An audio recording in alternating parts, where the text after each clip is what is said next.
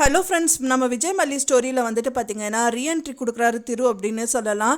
ஆமாங்க, இப்போ வந்துட்டு மல்லியும் விஜயும் வந்துட்டு அவங்கவுங்க வந்து மாறி மாறி கிஃப்ட் பண்ணிக்கலாம் அப்படின்னு சொல்லிட்டு விஜய் ஒரு பக்கம் இவ்வளோ ஒரு எக்ஸ்ட்ராடினரி பர்ஃபார்மன்ஸ் கொடுத்து அவளுக்கும் நம்மளுக்கும் சம்மந்தமே இல்லை, இருந்தாலும் வந்து நம்மளையும் நம்ம குழந்தையும் வெண்பாவையும் வந்து பார்த்துக்கிறான்னு சொல்லிட்டு அவர் வந்து சர்ப்ரைஸ் கொடுக்கணும்னு சொல்லிட்டு மல்லிக்கு கிஃப்ட் வாங்க போகிறாரு.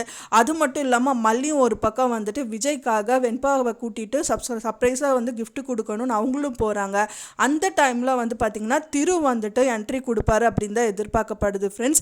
ஆமாங்க, அவர் வந்து அவங்க குணமாயிட்டு மல்லியை தான் பார்க்க வந்துட்டுருக்காரு. அந்த டைம் தான் வந்து பார்த்திங்கன்னா ஒரு ஆடை வந்துட்டு புலி மறைஞ்சிருந்து அவங்கள வந்துட்டு கவ்வற மாதிரி அந்த ஒரு விஷயங்கள் வந்து நடக்க போகுது.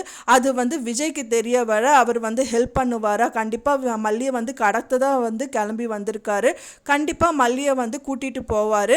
ஸோ அதே டைம் வந்து விஜய் இருந்தால் நல்லாயிருக்கும். இப்போ அவரும் இல்லை, மல்லியும் வெளியில் வந்திருக்காங்க. ஸோ அவங்க வர வழியிலேயே மல்லியை பார்த்துட்டு கடத்திட்டு போகிறதுக்கு சான்சஸ் இருக்குன்னு தான் எதிர்பார்க்கப்படுது ஃப்ரெண்ட்ஸ். இப்போ தான் நம்ம சேனலை ஃபஸ்ட் டைம் பார்க்குறீங்க அப்படின்னா மறக்காமல் நம்ம சேனலை சப்ஸ்கிரைப் பண்ணிடுங்க. வாங்க நம்ம சேனலுக்குள்ளே போகலாம்.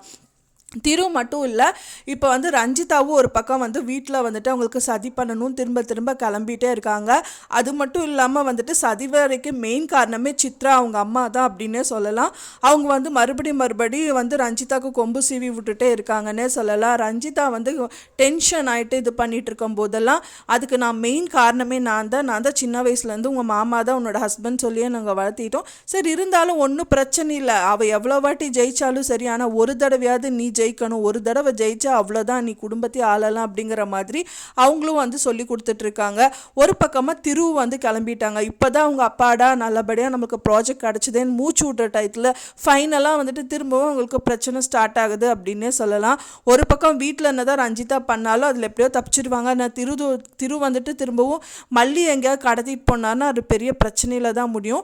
ஸோ எப்படின்னு சொல்லிட்டு நம்ம வெயிட் பண்ணி தான் பார்க்கணும் ஃப்ரெண்ட்ஸ். நான் சொன்ன இந்த தகவல் உங்களுக்கு பிடிச்சிருந்தா மறக்காமல் லைக் பண்ணுங்கள், ஷேர் பண்ணுங்கள், கமெண்ட் பண்ணுங்கள்.